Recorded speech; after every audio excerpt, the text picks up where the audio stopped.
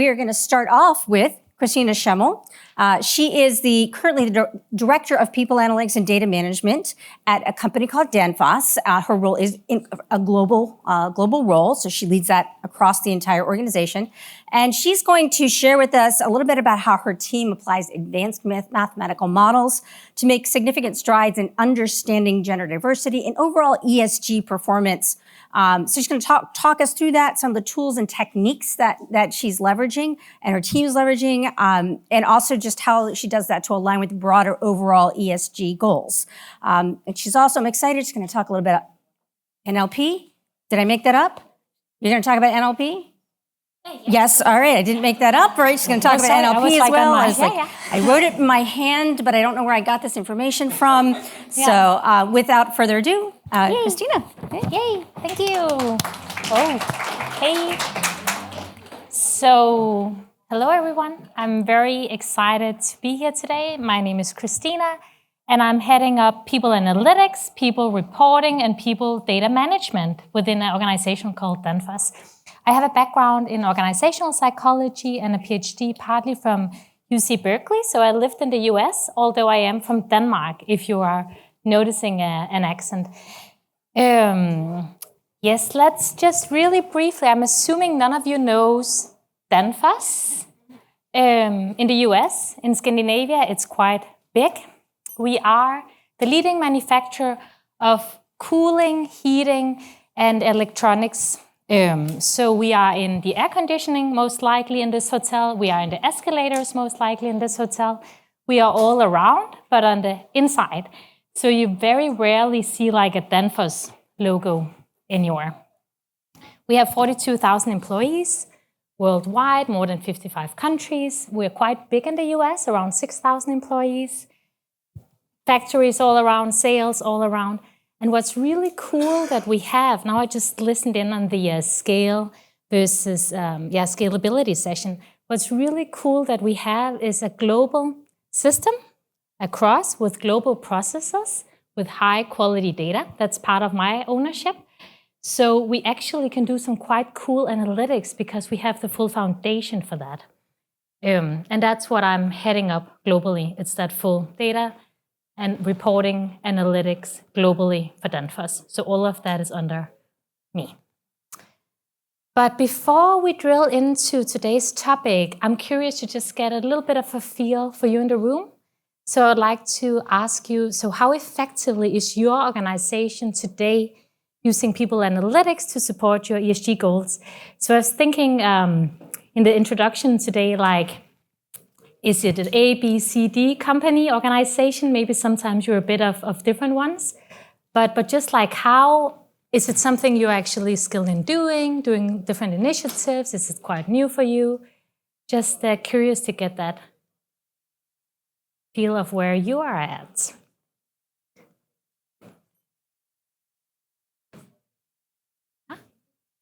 Yes, so scan and 1 is not effectively at all, up till 5, extremely effective, depending on where you're at.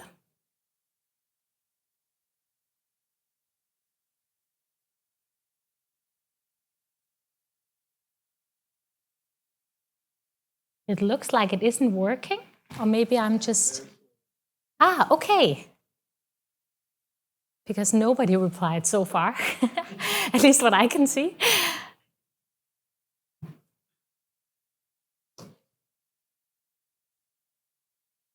0 votes? Mine says it's submitted. Yeah, I need a refresh. Okay. You know what? Let's just do a manual hands up. So all that data and electronics, like. Sometimes so, is good. Yeah. So we're going to do 2 hands up. 1 is like not at all, and 1 is a lot. So we'll just have a 2. I think the 5 point is getting 2. So who is very low, not effectively at all? Raise the hands. Okay, so a little bit. And who is then more on the, we're actually doing quite a lot with advanced analytics and ESG today. Okay, so a bit of mixed, half-half somewhere, depending on how strict we maybe use the definition of effectively and a lot. So if we can get back to my slides.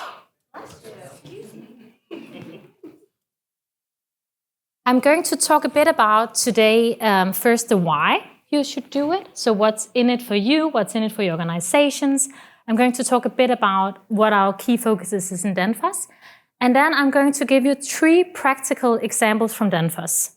So basically saying this is one example of how we're using advanced analytics, what we're getting out of it, another, a third. And my hope for you today is that you can pick up maybe 1 or 2 things where you feel inspired to go back and do something similar or in your organization. So think of it, and I'll try to give you hinders also how you can maybe broaden it or think differently. A lot today is going to focus on gender because that's linked to our business strategy and our ESG focus, but it might as well be ethnicity or another area depending on your organization, your business focus, so where you are at. But first, let's talk a bit about the why if you're not working with ESG today, why you should definitely do it. So first of all, the customers. So for Danfoss, for instance, we're very much business-to-business organization. As mentioned, we have all these components inside of other people's components. And ESG is really being measured a lot. So for instance, EcoVadis, which is kind of one of the leading scores on ESG, we just recently we got a lot better score. And this really helped our sales. So this information went directly to our sale and is increasing our sales to our customers because our good ESG scores is impacting their good ESG scores. Another key area we talked a lot about this morning, like skills and talents, especially the younger generations. There's a lot of research showing that they really care about this. So millennials, Generation Z, it is key ESG for them, at least a lot more than for some of the older generations. And they are getting a bigger and bigger part of our workforce. So if we really want to attract the best talent, we want to have the key top performers, we need to be purpose-driven as well. We need to be a good company. Many people won't work for people or for a company that doesn't invest in ESG. Another good reason is regulatory. So somebody just told me about New York Supreme Court, something regulations. In Europe, there's coming a lot of regulations within this, coming more and more, both where we need to be more transparent, but also around gender pay gaps. We're not allowed to discriminate, and there's being more and more burden on the employer to actually show these things. Another one is the public, depending on your organization. Danfoss is a privately owned company in Denmark. We are very keen on looking good in the public. Like the founding families don't want like the faces on the front page of a bad news article, right? So that, at least for some companies, have a big impact. And then the last one, investors. So for Danfoss, very concretely, we are getting better interest rates because of our ESG targets. So for our loans, it's actually quite a lot of money directly. Each year when we're hitting those targets, we're getting lower interest rates. So very concretely, what I hope you see in this why is, of course, it's a good thing to do. It's the right thing to do, I would say, on ESG, but there is also a lot of money in it and a lot of business value. For Danfoss, the ESG is closely linked to our business strategy, which is linked to our HR strategy, which is linked to our people KPIs. So it all goes together. 3 areas we are focusing on is engaged people, inclusive workplace, and high-performing diverse teams. And across these 3 strategic pillars, we have a lot about gender. But please think this. So in my 3 examples, I'm going to go through and say gender quite a lot. However, for you, again, it can be ethnicity, it can be something else, depending on what your business strategy, HR strategy, and hence KPIs are. For us, and engaged people, we're looking at attrition rates between men and women. We had, before we started measuring and acting on it, we had a lot higher attrition rates for women than men. And when we want to have a more equal workforce, it doesn't help that women leave us at a lot higher rate. Inclusive workplace, women hires, and then composition of our workforce, composition of people managers or leaders, high-performing diverse teams. At the top of our organization, we want to have diverse teams where nationality and gender, again, gender is one of them. So a lot of focus on gender. Again, could be other things. So the first example, so this was the why, hopefully. And then let's go to the how, where you hopefully can pick up something to use in your organizations. So the first example I want to give is around setting KPIs. And this was actually a collaboration with some master thesis students. So Enriquez Kudas and Carly Murphys, kudos to you because you did most of the work in collaboration with us, of course. But basically what we did with gender was that we looked at 10 years of historic data for Danfoss. And we said, how have we progressed? And with progress, what we mean is have a more equal distribution of the genders in our workforce and in our leaderships. And what we did was, so this is just simply plotting, and just FYI, all data is manipulated dummy data, but it shows the same tendencies as our real data. We looked at the first graph shows our employees' distribution, men and women. The second one shows our leadership distribution, men and women. And the key takeaway from all these numbers is that the lines are flat. So if you're looking at the distributions, our workforce have gone up and down, our leadership numbers gone up and down, but the composition of men and women in our workforce have been consistent for 10 years. It's actually quite impressive that we didn't do any progress. Like looking at society, we have been very good at standing still. And standing still in our workforce, 30% women, 70% men of managers or people leaders, we call managers, 20% women, 80% men, consistently more or less throughout 10 years. Okay, so if we want to improve on this, we should likely do something. We can't just kind of hope that we will progress, because apparently that's not really what we have been doing. So what we did, and here the advanced analytics comes in. So when I'm saying advanced analytics, we did a lot of different things looking at the power, statistical power, looking at p-values, correcting for different things. But I'm going to mention like the key methodologies or method that we used for each of the advanced analytics. And then know if you want to replicate, you might need somebody with that kind of skill set, or AI can actually also, depending on if you have a secure platform and whatnot, do some of this for you. But we did Monte Carlo's life cycle or simulations, which was kind of the key methodology. And what we did was that we took, for those 10 years, we took all men and all women and all other genders, but these are so small in our data. At least they're getting bigger. So we couldn't do much with that, to be honest. But basically what we looked at was Jane and John. So let's take a concrete example. And then we looked at these circles represent different job bands. So S is like starting one place, P is professional, T is turnover. What it's meant to represent is that you join Danfoss and you move around, or maybe you stay. So you stay at one function, maybe you get promoted, maybe you get demoted, maybe you go out of Danfoss, you move around, and each move has a probability. So if you're a man or a woman and you start a place, what is the probability that you're making a different move or no move at all? There is also a probability that you'll become a people leader or people manager, or you don't. So you can see all these different patterns of all these different employees basically moving around, being a people leader, moving back or not moving at all. All of this has different probabilities that we analyzed using the Monte Carlo methodology. And then basically our question based on this were, where can we have some opportunities for improvement? Like, where is our key pain points? Can our data tell us where it hurts the most so we can start targeting there? And yes, that our data could tell us. So basically, the takeaway from this is like a heat map of probabilities showing us where we have different opportunities.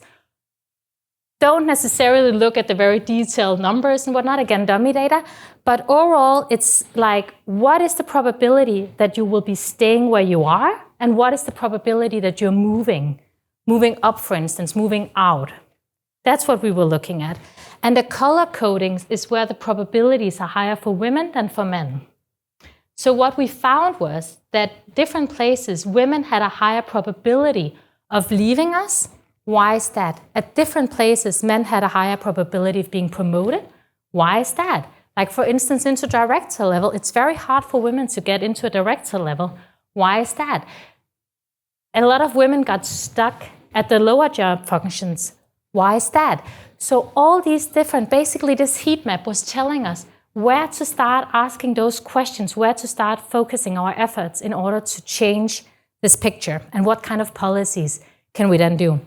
And that's, of course, where we work with the other COEs, with our local teams, to really say, okay, we can see there is something here, we don't know why, then what's happening?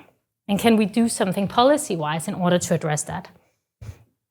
Another thing we did was we looked at, so if we want to increase women, we can do hires, we can do promotions, we can do retaining, like there is different areas. And if we do well in all of them, and what does well look like? Because we're not just gonna lay off all of our men and hire a lot of women and then we're done, right? Although that would be like a quick one. So basically, it's about, like, with our natural flows of attrition, with the markets we're operating with that talent pools, how much can we realistically tweak to reach progress with it still being in our business kind of working? And here, basically, what we did was created 11 different scenarios, tweaking. And here, we worked very closely qualitatively with the COEs as well. Our COEs to say, is it realistically that we are hiring 20% women in this area to 22% or 23%? And all this we modeled in order to set our KPIs, which is now upward sloping. So we want to progress, and that's what we have done ever since. But this very mathematically kind of using both where do we have opportunities and how much can we progress realistically where, that's what have helped us actually move on these things, which we hadn't done for 10 years by ourselves, you could say, or by doing nothing. So this was the first example. Okay. Second example, equal pay. And we're going to switch a bit around in the examples, and I hope that's okay for you. That's how I planned it. So for equal pay, this project we started more than 3 years ago, and we're actually quite passionate about having equal pay in Danfoss. So I know a lot of organizations who do the analysis, and they maybe don't really care. We actually do care, and it's on our board as well, and it's something we're really focusing on, closing gender pay gaps. So what does equal pay mean? So equal pay between genders for equal work or for work of equal value. And we just saw in our other example one that we have a lot more men at the top of Danfoss. We have a lot more men leaders, for instance. That needs to be accounted for, because it's fair enough that you're paying more for being in the top. You know, if you have a bigger scope, it's also fair enough maybe that you're being paid more. If you're a leader, is that fair? Not necessarily, but that's what we're gonna address through our other KPIs, right? But we need to pay people equal for equal work. So how did we get started? First, like, who to include. Now, because we've progressed over the years, we are including everybody, but we started out with just our office workers, basically. We also started out with a simple pay, just to say the annual base salary. Now we have progressed into also including bonuses, car allowances, or like whatnot. but just start simple. Start with one population where you maybe have like more simple data. Start with one pay that you so you have a starting point. At least that's what we did. We were also quite clear on what we aimed to do, so we had this plan, and it was all attached with a request for budget, right? So we said, if we want to close these gender pay gaps first, that's where we get the most effect. Like in many of our Eastern European countries, there was a lot of gaps, and they were quite cheap to close because of the salaries in those areas, right? So we were trying to say, let's start here where we get the most out of our money, and then let's move here and here, because we also realized we can't necessarily close everything in one go. And then a key method is the unadjusted and adjusted pay gaps, and I'm going to talk a bit more about that. Basically, what's key here is the linear regression model. So in example 1, we had the Monte Carlo like as the model. Here is the linear regression model. Again, with a lot of different power checks, R-square, all kinds of other analytics, but this is the main piece you need to conduct in order to do this analysis. And basically, what we're doing with the linear regression is that if we're looking at an example, and sorry, this should of course have been dollars for us being in the US, but if we look at Jane and John, Jane earns $100, John earns 110. The unadjusted pay gap is 10%. So just comparing men, women, taking the average, comparing 10%. But what we need to take into account is all of these other mechanisms. As I just mentioned, again, we have more senior men than women. We have more leaders, men than women. So there's a bunch of different variables objectively impacting pay that we need to kind of correct for, or that effect we need to take into account. So one of them is FTE. If you're working full-time, it's fair that you're being paid more than somebody working part-time. Another one is if you're a people leader, do you have a bigger span of control if you're a people leader? Third one is the job family. So we're paying differently if you're working in communication than engineering, for instance, as a field. The business segment, we operate in 3 large segments, and here the pay practices are different compared to the segment. Performance, we want to pay our consistent high performers better than our low performers. Status, gender. Gender is the factor we do not want to have an effect. So this one we're going to isolate out, and I'll show you how in the next one. Tenure, both overall in the company, but also where you're recently promoted into this role. If it's a new role for you, maybe it's fair that you're not earning as much as somebody who have had the role for maybe 10 years or 5 years. Experience, IPE level, of course, is the key one. The more senior, the more money overall. And basically what we do with the adjusted pay gap is that we isolate gender, we take that out, and then we correct for all these other variables. And all these variables can have a positive impact on pay, a negative impact on pay, or no impact at all. And what's also important to notice is that this is the pay practice in Danfoss. So we're not talking about like what is the ideal way of paying people across whatever. It's like, how do we pay in Danfoss for this type of role, this type of whatever with this tenure? So we isolate gender, we take all of this and control for that in our linear regression model. And basically what we then get is a predicted salary. So with this model, we're saying Jane's predicted salary is $108, which means her gap is at 8%. Remember John, he also had a gap. At 2%, he earned 110. However, his gap was favorable. And when we look at our statistics, it's a lot more likely that the men have a favorable gap than the women overall. But that's basically the gap that we want to then close. What we're also looking at when we are across 55 countries, we look at country gaps. So we lined them up for us, and we started closing country by country, basically, those 3 years ago. However, there is a difference in looking at individual gaps and across a country. So you can be in country M with overall a very small gap, but be a 30% underpaid person, right? So you need to look at both, and that's a little bit how you start. We started closing country by country, and then after that, we also looked at individual gaps. What we're doing across when we do this is that we don't just kind of do analytics and then implement. We take a qualitative assessment and view in whatever we do as well. So here what we did was we worked with our local organizations in those countries that we picked first, the local HR, and we basically had a qualitative review looking at, is there variables that can explain these objective reasons why there are these gender pay gaps that we can just maybe not see in our data. Like, for instance, we don't have very good data on experience. Maybe there's some very detailed experience, very local in this country, that's explaining the gap. Then it's okay. We just need objective reasons. That's not just gender, because that's not a fair reason. Are there organizational changes? Like, when do we do which lifts? Does it fit in?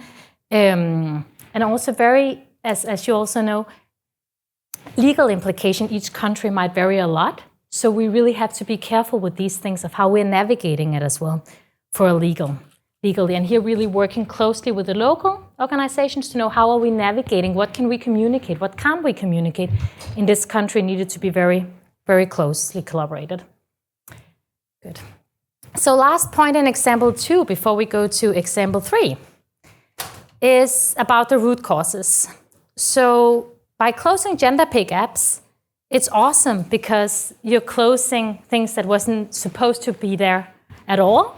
So it's putting water over fire that already is there.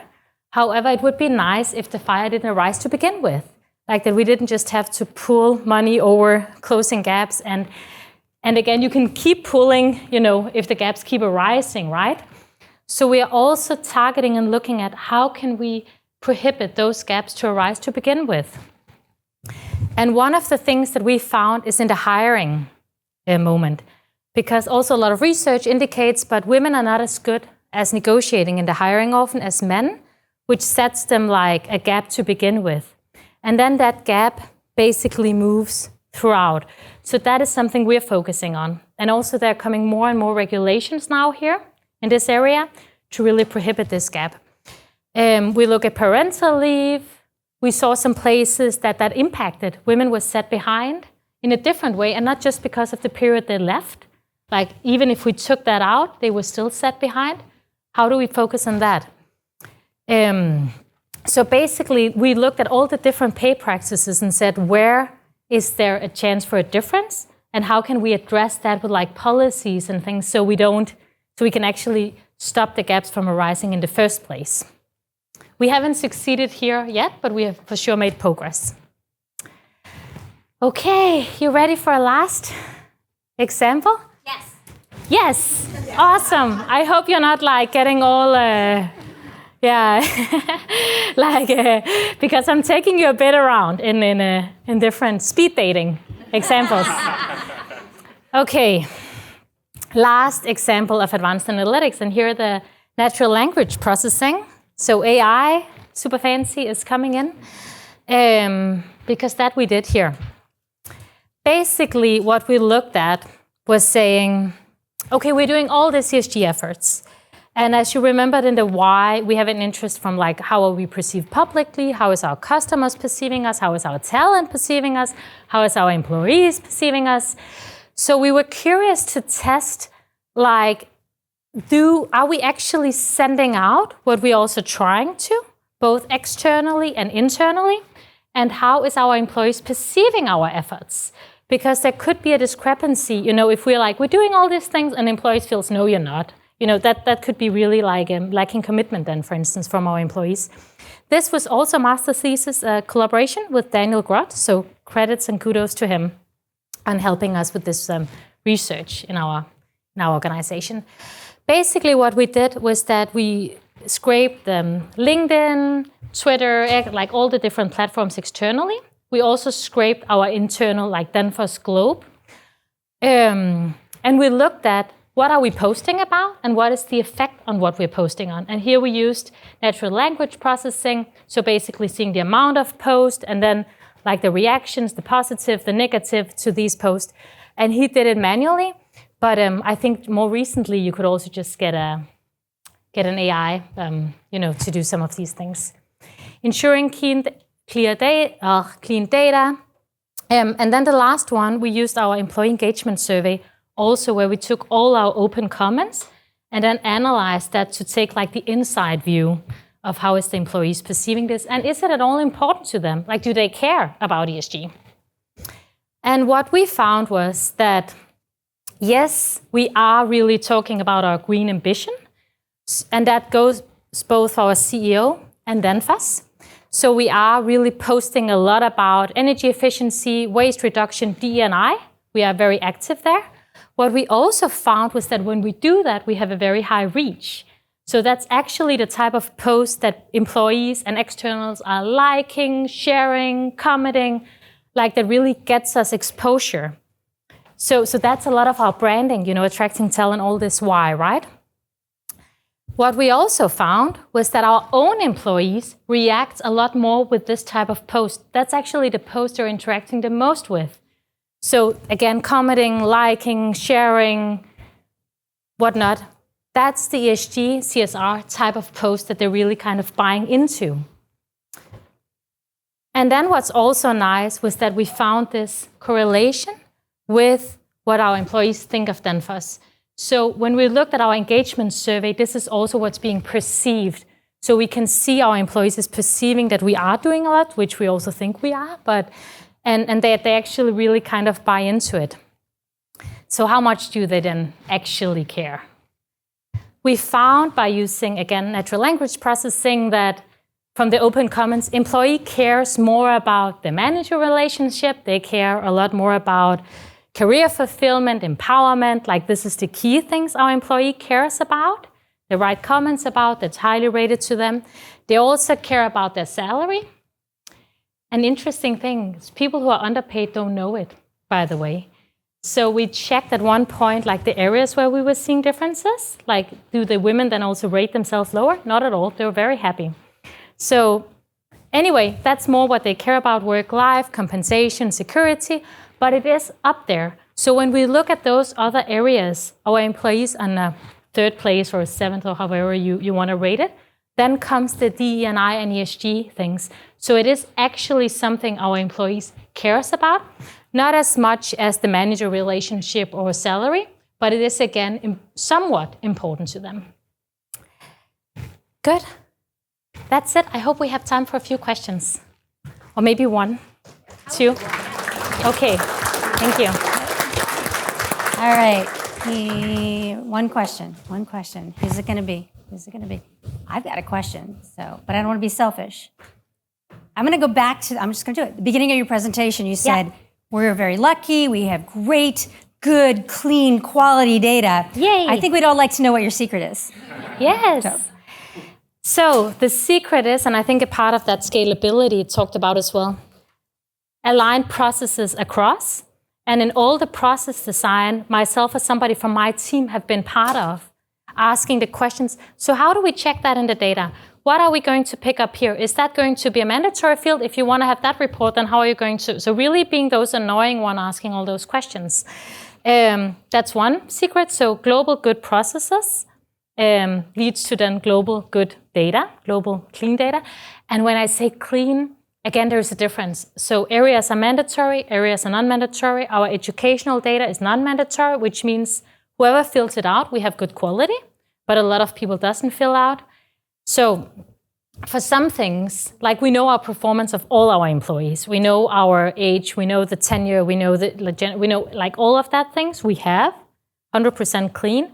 And we also have data quality processes in place. So we have a data dashboard showing both our employee, like data overall, but also our processes. So we track our processes. Is it late terminations? Is it late hires?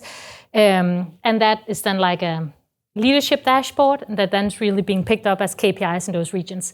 So we have different things in place, but I would say processes, key, the system. Documented processes. Documented, aligned processes across all, the system facilitating that, and then dashboards too, where we make the people leaders care of those to actually follow up. Nobody want to be read in their leadership presentation. Yeah, and I think the key here is she never used the word perfect. Right? Yes. It doesn't have to be perfect. No, high quality. Yeah. But at least for the areas we care about. All right. Do we have time for one more? One more. I'm just going to make the decision. One more. How transparent are you with your employees on your ESG? Because you just said some people, those that are underpaid, some of them did not know they were underpaid. Yes. So how transparent have you been, and has that helped with finding progress? Yes. So legally, there is limits to how transparent we can be in each individual case, to be honest. But we are transparent in terms of in our annual reports, we are writing about our efforts, we're writing about our progress. And there will soon, so we are based in Denmark, and there will soon, based on the EU Pay Transparency Directive, be a lot more strict regulations that we're going to comply with. But if your answer is very honest, do people know why they're being corrected? No. All right. Thank you very much, Kristina. Yes, and just catch me. All right. Thank you.